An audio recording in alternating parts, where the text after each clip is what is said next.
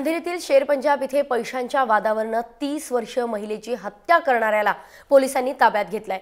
राजेश कुमार दुबे असं या आरोपीचं नाव आहे। एकाच फॅक्टरीमध्ये कामाला असताना राजेश कुमारने निर्मला जैन यांना 12,500 रुपये दिले होते।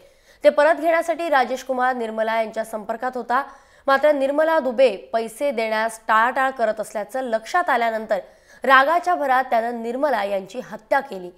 या प्रकरणी एमआयडीसी पोलीस ठाण्यामध्ये गुन्हा दाखल करण्यात आलाय आणि राजेश कुमार सध्या पोलिसांच्या ताब्यात आहेत।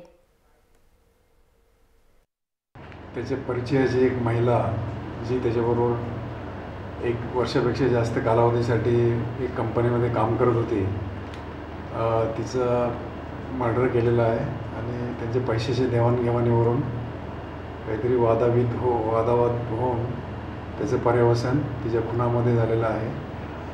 त्यामुळे आम्ही त्याला अरेस्ट केलेलं आहे आणि आम्ही त्याचा पुढचा तपास आम्ही करत आहोत।